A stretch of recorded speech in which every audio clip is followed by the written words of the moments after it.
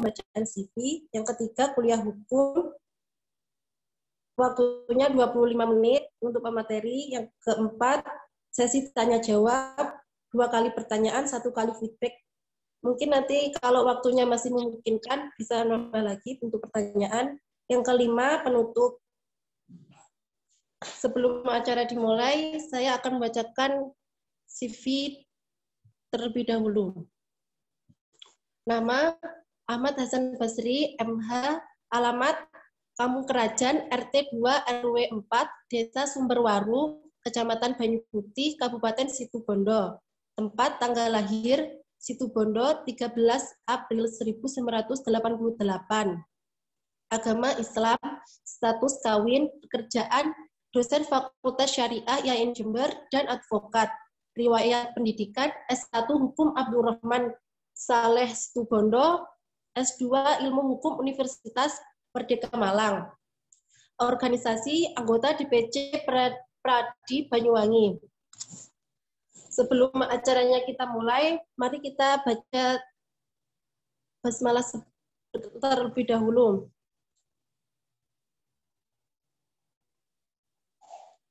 Selesai. Untuk selanjutnya kepada Bapak Ahmad Hasan Basri selaku pemateri dipersilakan untuk menyampaikan materinya.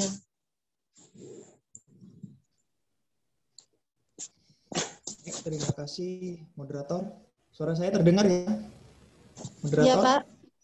Suara saya terdengar? Terdengar. Dengar, Bapak. Oke, baik. Assalamualaikum warahmatullahi wabarakatuh. Waalaikumsalam warahmatullahi wabarakatuh. Yang terhormat Rektor IAIN Jember, Profesor Dr. Haji Babun Suharto, SEMM.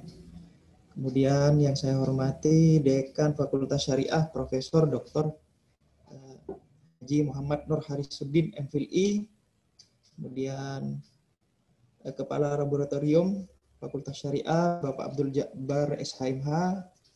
Direktur Komunitas Peradilan Semu, beserta jajarannya semuanya di bawah komando Mas Nuri Khairil Jamil, dan peserta semuanya yang tidak bisa saya sebutkan satu persatu, tetapi tidak mengurangi rasa hormat saya kepada anggota sekalian. Puji syukur kehadirat Allah Subhanahu wa taala di mana pada hari ini kita dapat menyelenggarakan atau bertemu dengan keadaan sehat di bulan yang penuh berkah, yaitu bulan Ramadan. Kemudian sholawat serta salam semoga tercurah limpahkan kepada junjungan kita Nabi besar Muhammad SAW.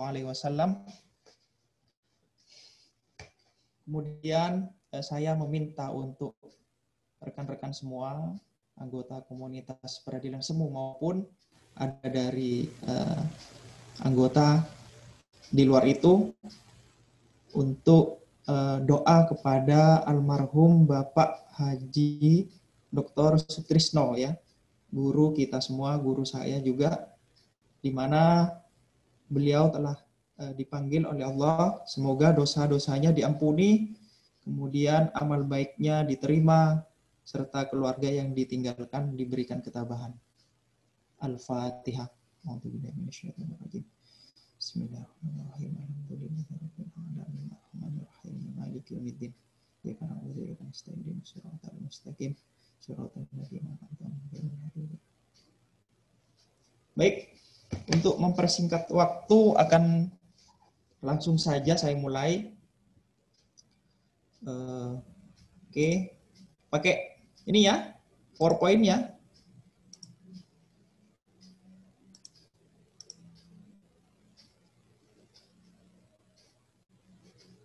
Oke, nah kali ini kita akan membahas sebuah penghentian penyidikan dan penghentian penuntutan, di mana kewenangan ini merupakan kewenangan dari penegak hukum, yaitu ada di kepolisian, ya, bisa saja kepolisian juga mengeluarkan SP3, apa yang disebut dengan surat pemberitahuan penghentian penyidikan, dan juga bisa penegak hukum lain, yaitu di jaksa dia akan juga mengeluarkan apa yang disebut SP3, surat pemberitahuan penghentian penuntutan. Nah, begitu juga KPK ya sebagai komisi penegak hukum khusus atau komisi anti rasuah yang ada di Indonesia juga diberikan kewenangan untuk mengeluarkan SP3 ini, baik penyidikan maupun penuntutan. Setelah adanya revisi Undang-Undang KPK dari Undang-Undang Nomor 30 Tahun 2002, kemudian diperbaharui atau dilakukan perubahan kepada Undang-Undang Nomor 19 tahun 2019. Oke, di mana salah satu kewenangan yang ada pada KPK, nah di dalam pasal 40 itu KPK diberikan kewenangan untuk mengeluarkan SP3 baik itu penyidikan maupun penuntutan di mana perkara itu tidak selesai dalam waktu 2 tahun. Nah, ini merupakan pasal 40 ini merupakan salah satu pasal di antara pasal-pasal yang lain yang dilakukan perubahan. Nah, sebelumnya di dalam pasal 40 Undang-Undang Nomor 30 Tahun 2002 tentang Komisi Pemberantasan Korupsi, itu KPK tidak diberikan wewenang untuk melakukan suatu penghentian penyidikan atau penuntutan. Nah, oke. Kemudian ini merupakan kasus yang hangat ya.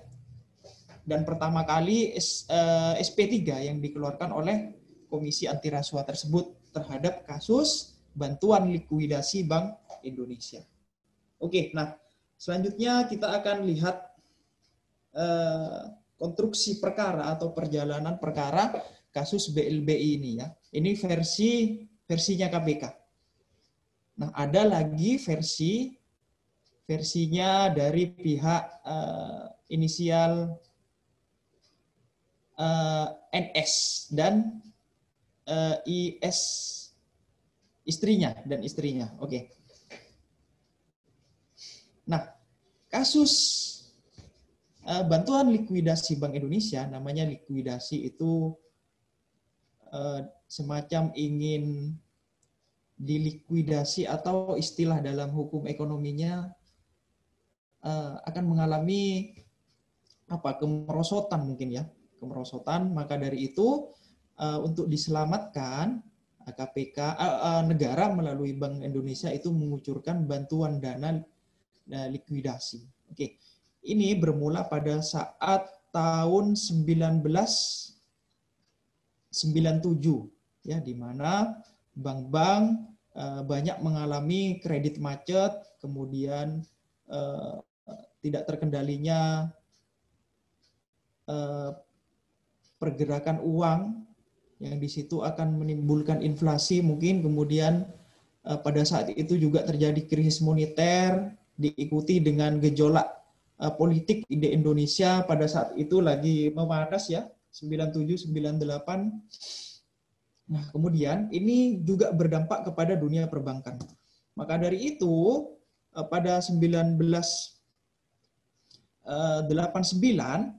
nah, negara ini melalui Kepres ini membentuk Badan Penyihatan Perbankan Nasional atau yang disebut dengan BPPN. Dan si SN ini, ya, Samsul Nur Salim ini salah satu pemegang saham pada Bank Dagang Nasional Indonesia. Nah, BD Bank Dagang ini merupakan bank yang masuk kepada daftar penerima BLBI. Nah, oke, setelah mendapat kucuran dana berjalan, kemudian di mana BPPN ini mengambil alih pengelolaan bank yang dimiliki oleh Samsul Nur Salim tersebut sebagai pemegang saham, bertanggung jawab untuk menyelesaikan kewajibannya baik secara tunai maupun non tunai. Kemudian lanjut saja pada 2004 ya, pada 2004 setelah BPPN yang diketuai oleh Pak Arsad Tumenggung yang kemudian pada beberapa pekan lalu dinyatakan oleh Mahkamah Agung melalui putusan kasasi itu diputus lepas, ya. Artinya putusan lepas itu dia terbukti tetapi tindakannya bukan tindakan pidana. Nah, pada tahun 2004, nah ini bermulanya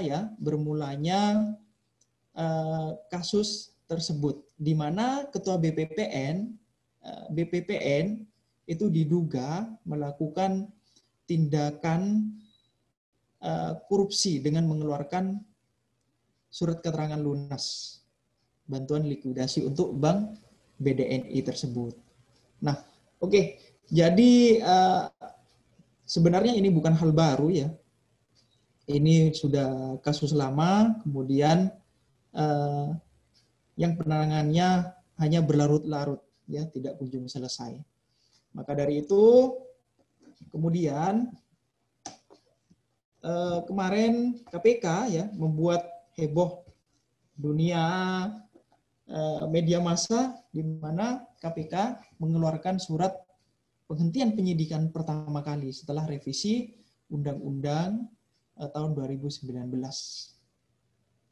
Nah, kasus ini bermula terhadap pinjaman, ya, atau bantuan kepada Bank BDNI yang pemegang sahamnya itu Samsul Nur Salim.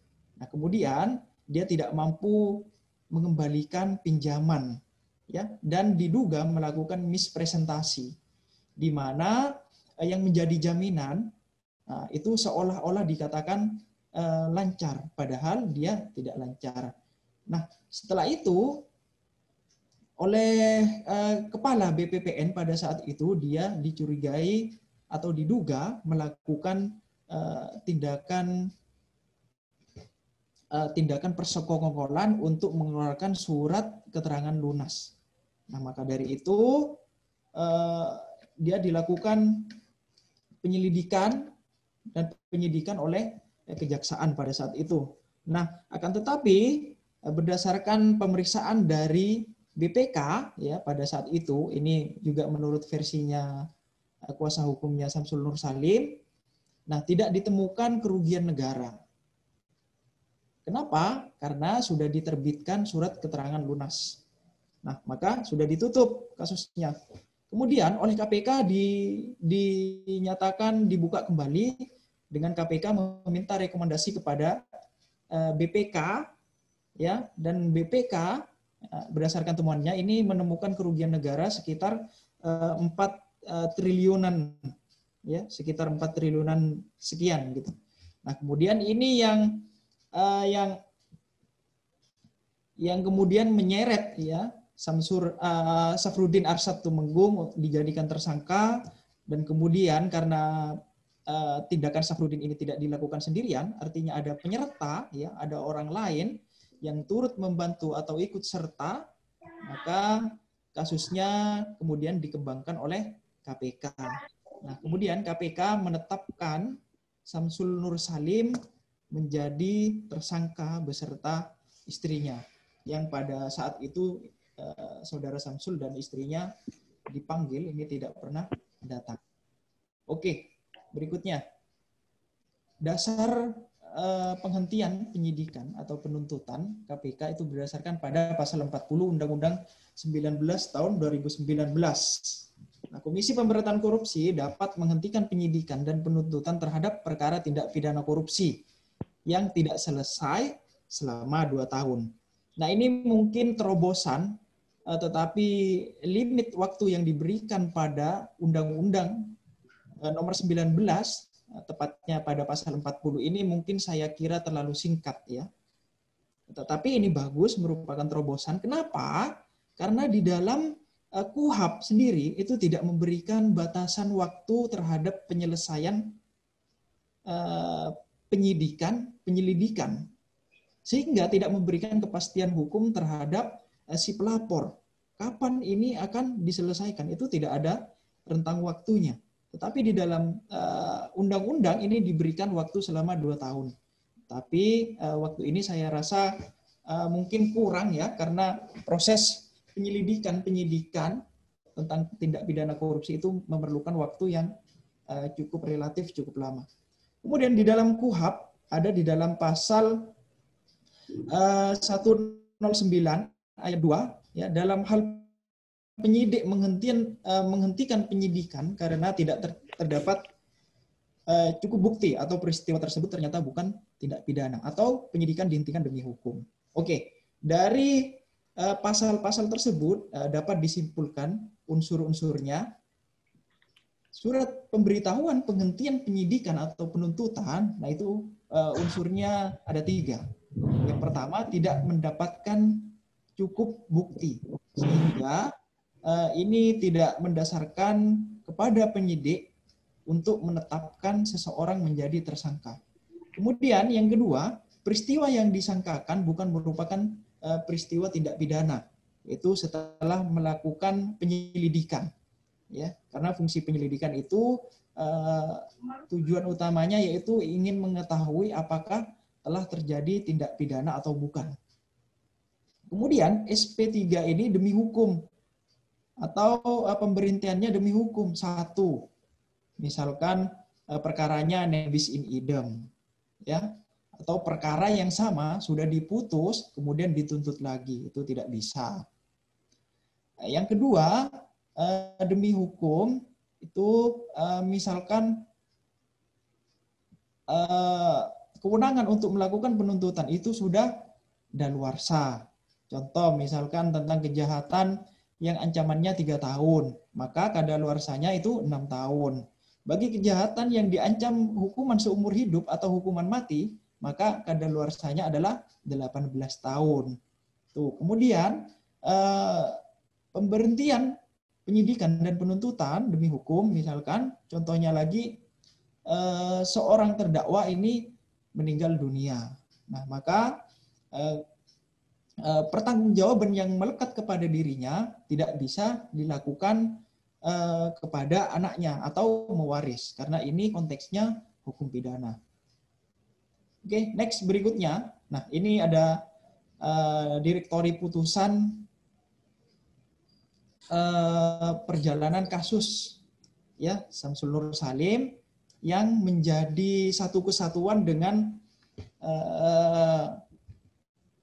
Safruddin Arsyad Tumenggung. Nah, di putusan pengadilan di tingkat pertama, nah ini Safruddin itu dinyatakan secara sah dan meyakinkan melakukan tindakan yang didakwakan oleh KPK dan mendapatkan hukuman 13 tahun plus ya, dan denda 700 juta tanpa adanya dissenting opinion dari hakim. Artinya hakim semuanya yang mengadili di situ sepakat mengatakan bahwa Safruddin Arsyad Tumenggung ini merupakan sah dan meyakinkan, dinyatakan bersalah. Kemudian putusan di pengadilan tinggi kemudian juga diperkuat ya, diperkuat putusan pengadilan negerinya oleh pengadilan tinggi dan ditambah hukumannya menjadi 15 tahun dan denda 1 miliar. Tetapi kemudian yang berubah, nah ini ketika dilakukan kasasi ya oleh terdakwa Safruddin Arsyad Tumenggung.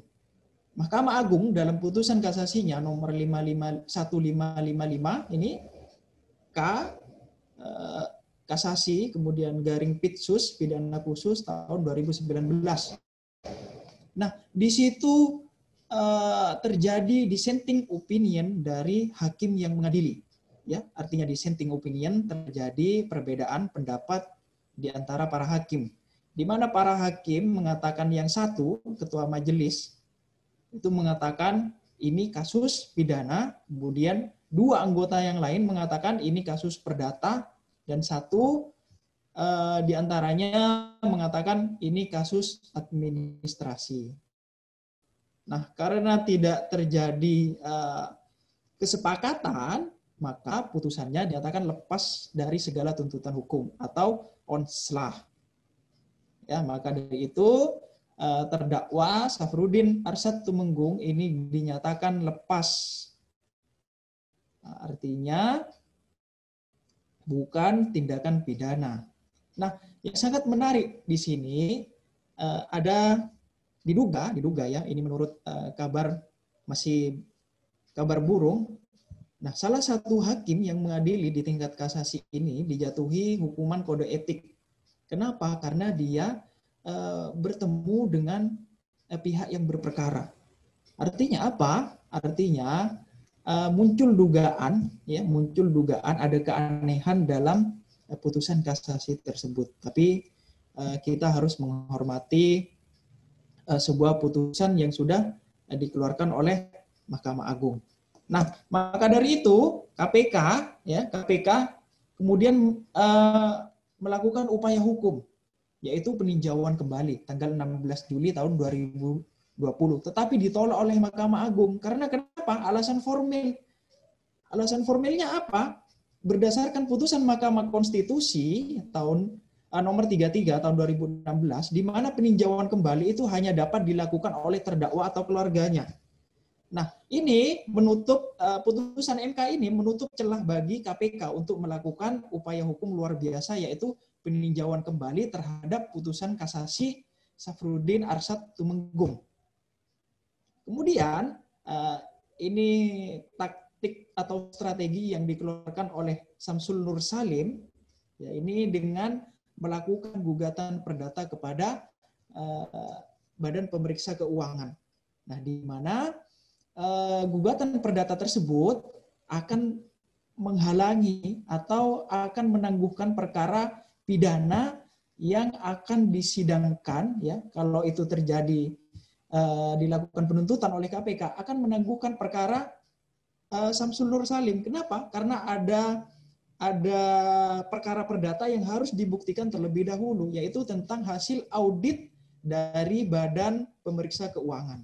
Nah, ini merupakan kelemahan bagi rentan waktu yang diberikan pasal 40 tadi Undang-Undang Nomor 19 tahun 2019. Kenapa? Di situ karena ada waktu. Ada waktu tidak menyelesaikan penyidikan dan penuntutan, maka perkaranya harus dihentikan. Nah, dengan demikian ini ada taktik, ya, ada taktik atau strategi di mana pihak Samsul Nur Salim ingin memperpanjang atau mengulur-ngulur waktu terkait perkara tersebut. Nah, oke. Sumbang pendapat dari saya, KPK bisa, ya, KPK bisa kemudian menarik kasus ini kembali, tentunya dengan menemukan bukti baru. Di dalam pasal 40 ayat berikutnya, ayat 2, kemudian itu KPK dapat melakukan penyidikan kembali, ya, bila ditemukan bukti baru. Kemudian yang kedua, bagaimana cara mengembalikan kerugian negara yang telah ditemukan audit oleh BPK? Caranya negara menggunakan secara perdata, jalur hukum secara perdata, yang ini merupakan respon kemudian dari pemerintah dengan membentuk Satgas, ya, Satgas BLBI, dengan cara menagih atau melakukan gugatan secara perdata kepada yang mempunyai hutang kepada negara tersebut. Kemudian berikutnya adalah melakukan uji materi, ya, uji materi terhadap pasal 263 KUHP, di mana pasal tersebut itu tidak memberikan ruang kepada penegak hukum untuk melakukan upaya hukum luar biasa. Kenapa? Karena sudah diputus oleh Mahkamah Konstitusi tahun 2016. Nah, ini jadi kalau uji materinya ini berhasil, maka KPK bisa melakukan peninjauan kembali terhadap kasus Safrudin Arsyad Tumenggung, yang di mana kasus tersebut merupakan satu kesatuan dengan kasus Samsul Nur Salim yang dilakukan SP3. Baik, itu saja dari saya. Mungkin kita akan memperdalam materi ini di sesi tanya jawab. Terima kasih, Mbak Moderator. Oke Pak, sama-sama. Untuk selanjutnya sesi tanya jawab oleh para audien bisa langsung ditanyakan, langsung di mute, unmute audionya atau di kolom chat.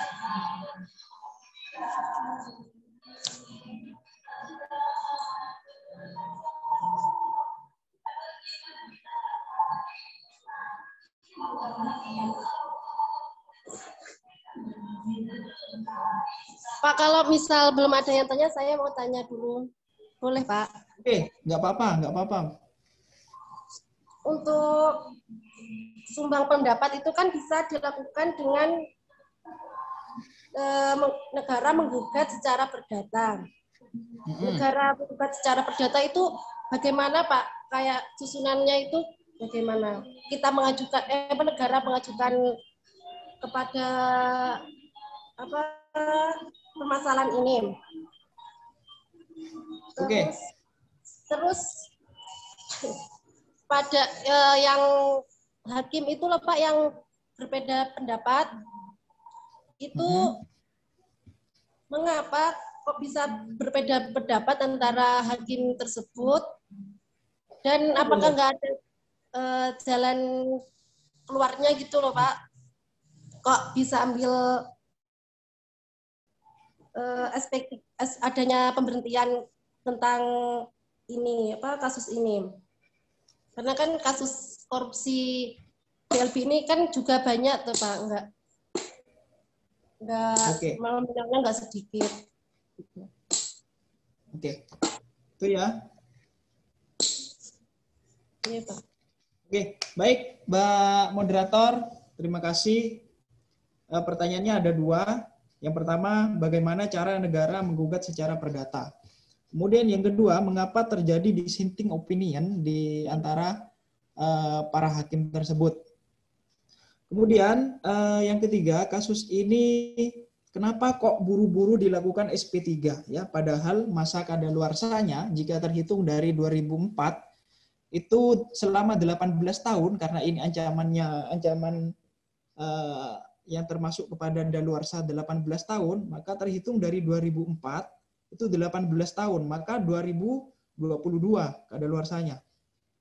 Oke, kemudian sejak ditetapkannya tersangka Samsul Nur Salim ini, itu kan di dalam pasal 40 2 tahun masanya. Maka masa penyidikan dan penuntutan ini harus dilakukan penghentian itu pada tahun 2022 juga. Pertanyaannya, kenapa kemudian lantas ya KPK buru-buru mengeluarkan surat pemberitahuan penghentian penyidikan? Oke, itu KPK terburu-buru. Yang pertama, jadi negara kemudian ini akan mendapat respon dari pemerintah dengan membentuk Satgas Pemburu ya.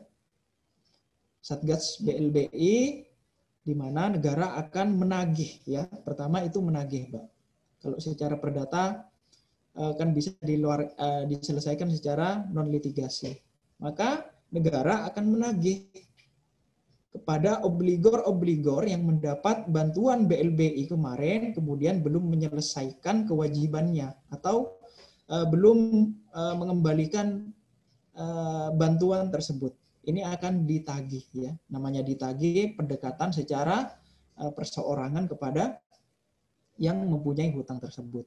Dan yang kedua, jika tidak ada itikat baik ya dari obligor-obligor tersebut, negara melalui Jaksa Agung ya di bawah koordinator Kementerian Keuangan ini bisa melakukan gugatan perdata. Gugatannya bisa sesuai dengan isi perjanjian atau isi aturan pada saat memberikan bantuan. Nah, kalau keluar dari isi perjanjiannya itu nanti bisa judulnya ingkar janji. Tapi kalau melakukan kesalahan atau ingkar janji tapi tidak tidak termasuk di dalam perjanjian, maka bisa dilakukan gugatan perbuatan melawan hukum. Nah, itu ya caranya. Bisa dilakukan oleh negara yang diwakili oleh Jaksa Agung di bawah koordinator Kementerian Keuangan, bisa melakukan gugatan perdata di mana tempat tergugat berada dan melakukan sita jaminan terhadap aset-aset yang diduga dimiliki oleh obligor-obligor tersebut, ya, atas nama obligor-obligor tersebut. Nah, masalahnya aset-aset tersebut itu sudah ada yang berpindah tangan. Kenapa? Karena dilakukan gugatan oleh pihak ketiga. Contoh misalkan saya dan Mbak Nur Eka melakukan jual beli. Tetapi yang saya jual kepada Mbak Eka itu bukan barang sepenuhnya milik saya. Sehingga pihak ketiga yang merasa memiliki dari sebagian aset yang saya jual kepada Mbak Eka itu melakukan gugatan. Kemudian dimenangkan oleh pihak ketiga. Padahal ya objek itu saya jaminkan kepada negara untuk pelunasan bantuan likuidasi Bank Indonesia. Nah, itu masalahnya. Kemudian masalah berikutnya yaitu aset-aset yang lain itu sudah berpindah ke luar negeri. Nah, ini bagaimana caranya? Apakah melalui pengadilan yang ada di luar negeri ataupun melalui badan arbitrase internasional untuk dapat melakukan eksekusi terhadap aset yang dialihkan ke luar negeri. Itu ya.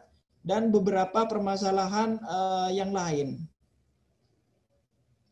Kemudian berikutnya, kenapa hakim dissenting opinion? Ya, karena begini, pengadilan negeri dan pengadilan tinggi itu merupakan iudek facti, di mana iudek facti ini merupakan pemeriksaan fakta. Ya, di pengadilan negeri, pengadilan tingkat pertama dan pengadilan tingkat tinggi itu merupakan iudek facti, pemeriksa fakta. Kemudian Mahkamah Agung merupakan iudek juris. Berdasarkan fakta itu nanti dinilai oleh Mahkamah Agung apakah penerapan hukumnya itu sudah benar. Nah, itu kan iudek juris, memeriksa penerapan hukumnya. Oke, di tingkat pengadilan pertama hakim semuanya sepakat tanpa adanya dissenting opinion. Terdiri minimal 3 hakim katakanlah. Kemudian di pengadilan tinggi juga sama, ya, tanpa adanya dissenting opinion, bahkan diperberat. Minimal 3 hakim lah. Kemudian di tingkat Mahkamah Agung, nah ini hakim berbeda pendapat.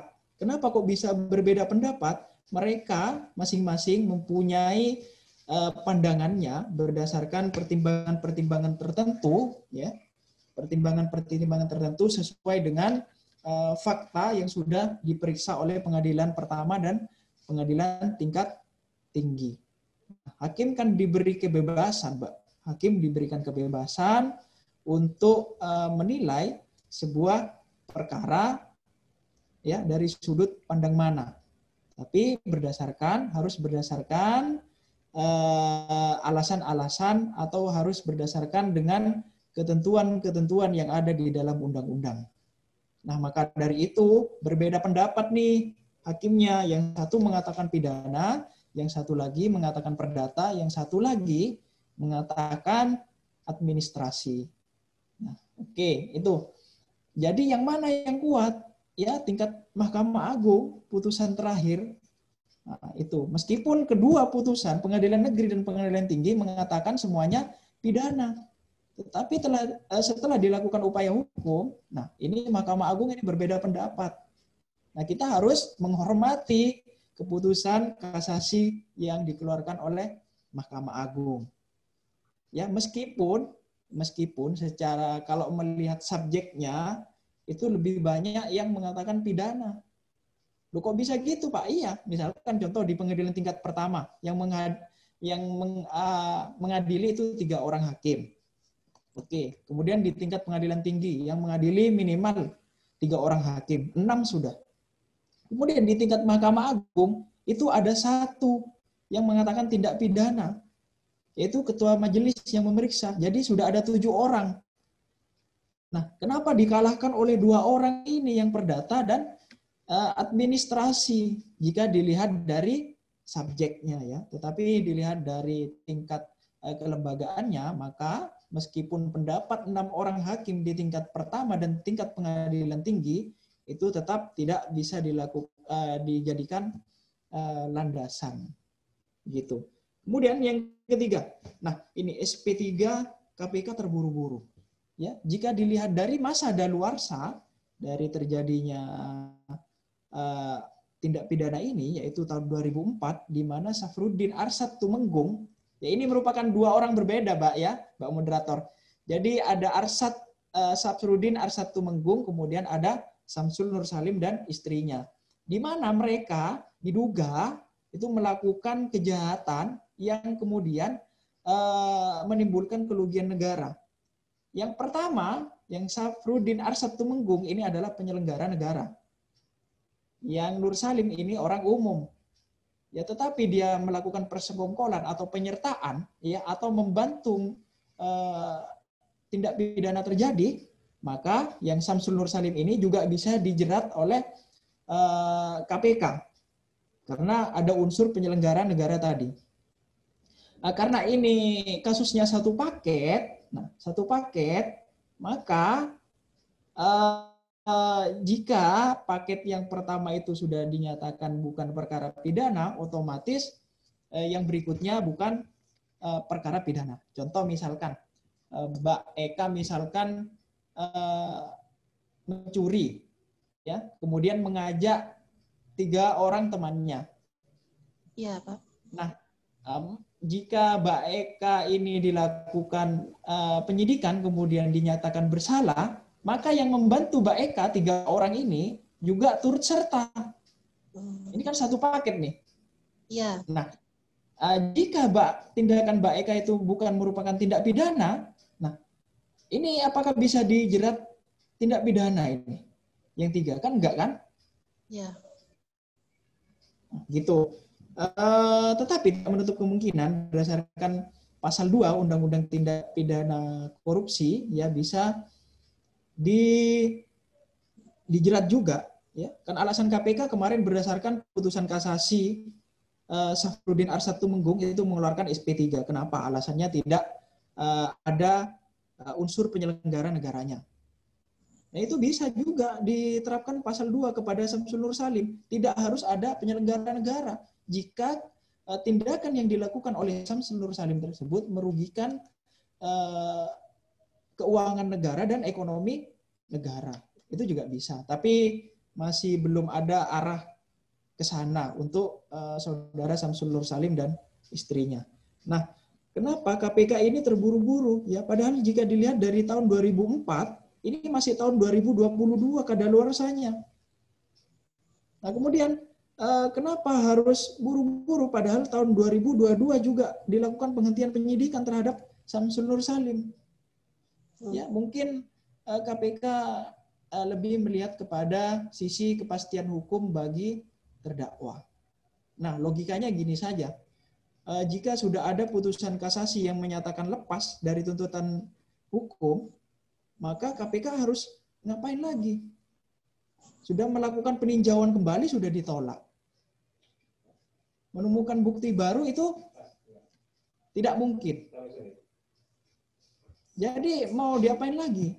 Ya untuk memberikan kepastian hukum, ya sudah dikeluarkan surat pemberitahuan penghentian penyidikan. Toh berikutnya, jika ditemukan bukti baru, itu dapat ditarik kembali kasus Nur Salim. Begitu saya kira-kira. Oke, Pak. Oke. Terima kasih. Ini ada yang tanya, Pak. Atas mana? nama Adinda Dwi Prestiwi.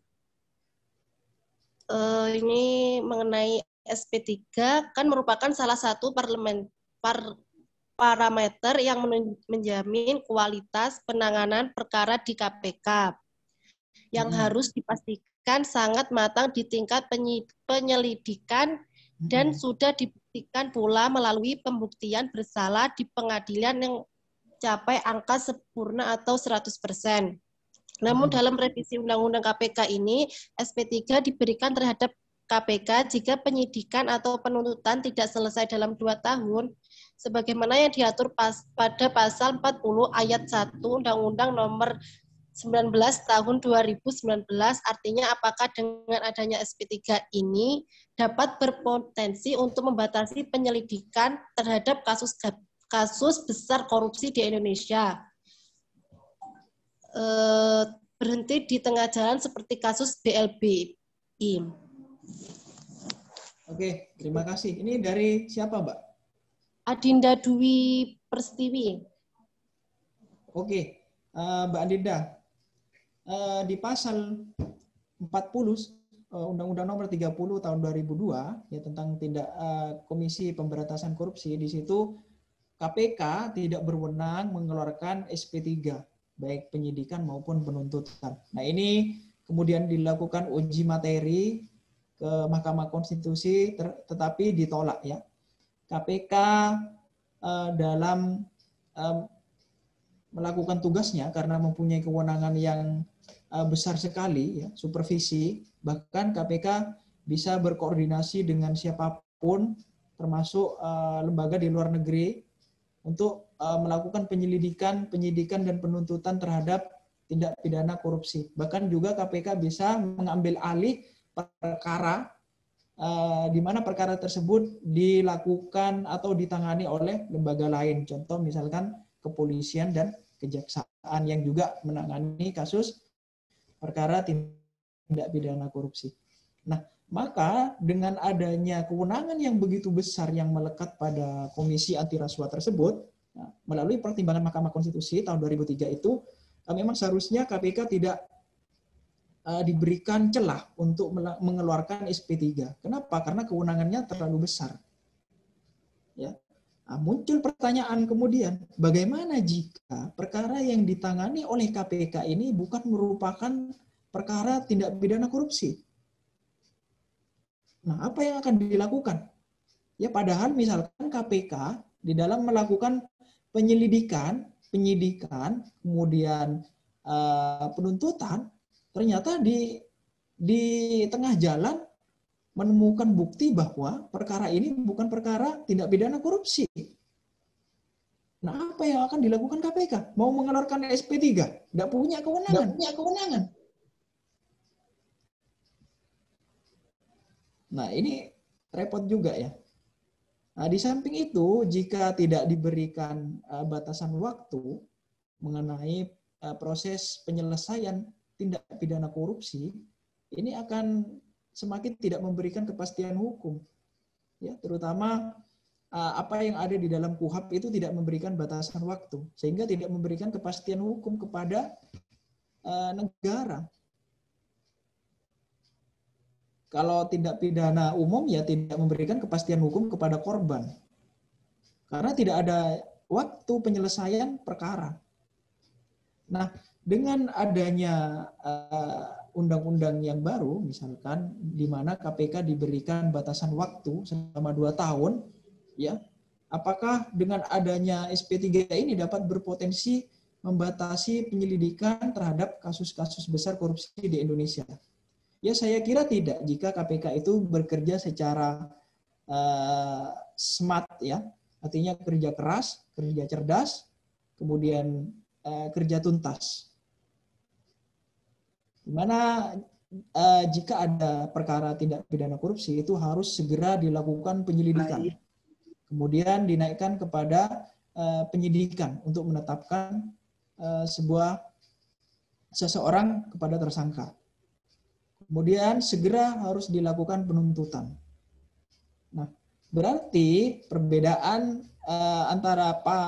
antara undang-undang yang dulu dengan yang sekarang, ini KPK diberikan batasan waktu bekerja harus lebih cepat, gitu ya. Mungkin mengenai membatasi penyelidikan terhadap kasus-kasus besar ini saya kira tidak ya. Tidak, KPK masih bisa melakukan penyelidikan terhadap kasus-kasus besar. Karena di pasal 40 tadi tidak dibatasi waktu. Ya, waktunya dibatasi 2 tahun contoh katakanlah. Tetapi KPK itu bisa melakukan menarik SP3 tersebut jika ditemukan bukti baru. Nah, artinya apa? Memberikan kepastian hukum terhadap terdakwa dulu atau tersangka dulu. Ya udah, kamu ini deh, saya SP3. Tapi kamu jangan bahagia, saya akan mencari bukti-bukti yang lain. Kalau saya dapat bukti baru, nanti saya akan tetapkan kamu sebagai tersangka lagi. Itu saya kira tidak membatasi ya. Hanya KPK dituntut untuk bekerja cepat. Bekerja cepat karena ada waktu 2 tahun tersebut. Kemudian tidak membatasi. Kenapa? Karena ada pasal ayat berikutnya yang mengatakan KPK bisa mencabut SP3 tersebut jika ditemukan bukti baru. Atau berdasarkan putusan pengadilan melalui pra-peradilan misalkan. Nah, ini kabarnya SP3 yang dikeluarkan untuk kasus saudara Nur Salim dan istrinya ini akan dilakukan pra-peradilan tentang penghentian penyidikan tersebut oleh lembaga swadaya masyarakat anti korupsi. Nah, kalau putusan pra-peradilan tersebut mengatakan KPK ini tidak sah mengeluarkan penghentian penyidikan, maka KPK mau tidak mau harus melakukan atau membuka kembali penyelidikan terhadap kasus Samsul Nur Salim terkait bantuan likuidasi Bank Indonesia. Oke, mungkin itu jawaban saya ya. Iya, Bapak. Terima kasih, Pak. Untuk selanjutnya ada yang mau bertanya lagi? Bisa langsung hidupkan audionya.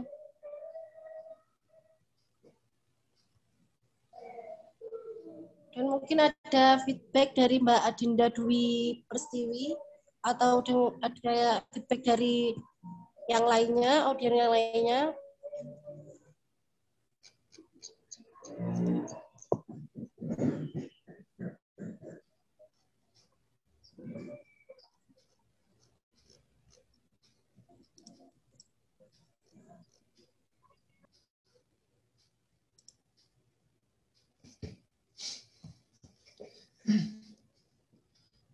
Oke, baik.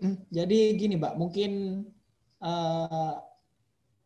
masyarakat ini masih belum menerima keputusan yang dikeluarkan oleh KPK tersebut terkait penghentian penyidikan. Di mana penghentian penyidikan tersebut merupakan landasan dari Undang-Undang Nomor 19 Tahun 2019 yang pada saat itu ya mendapat banyak penolakan dari kalangan masyarakat, aktivis maupun akademisi. Karena kenapa? Karena dianggap melemahkan KPK, gitu. Tetapi ini bukan langkah terakhir bagi kita ya untuk berlarut-larut dalam suasana tersebut. Ya kenapa? Karena ada instrumen hukum atau upaya-upaya hukum yang dapat ditempuh oleh masyarakat yang merasa dirugikan terhadap adanya Undang-Undang KPK Nomor 19 Tahun 2019. Ya, jika itu dianggap melemahkan KPK atau dianggap merugikan kepentingan masyarakat, maka masyarakat bisa melakukan uji materi terhadap jangankan pasal, terhadap kata saja, frase saja di dalam Undang-Undang KPK tersebut itu bisa melakukan uji materi kepada Mahkamah Konstitusi jika merasa hak konstitusionalnya sebagai warga negara Indonesia itu dirugikan terhadap adanya Undang-Undang KPK tahun 2019 nomor 19. Nah, itu saya kira ya. Kemudian di pasal 40 ini meskipun diberikan batasan waktu untuk melakukan penyelidikan dan penuntutan, penyidikan dan penuntutan, tetapi tidak menutup kemungkinan itu bisa dilakukan penetapan tersangka lagi dengan adanya bukti baru. Ya, dengan bukti baru ini misalkan semakin memperkuat dugaan KPK bahwa telah terjadi tindak pidana kepada tersangka. Oke, ada lagi pertanyaan Mbak Nur? Ini Sudah, mungkin ngantuk ya, mendung, terus puasa, tadi malam bergadang, jadi malas mau bangun. Ya, Pak. Jadi Iya. Zoom-nya cuma diaktifkan, kemudian ditinggal. Iya. Iya, Bapak, terima kasih untuk penjelasannya, sudah jelas banget, Pak. Saya akhiri untuk kuliah hukum pagi hari ini. Terima kasih untuk semuanya yang sudah berpartisipasi dalam kuliah hukum pagi hari ini. Saya sebagai moderator minta maaf jika ada kesalahan. Wassalamualaikum warahmatullahi wabarakatuh. Waalaikumsalam.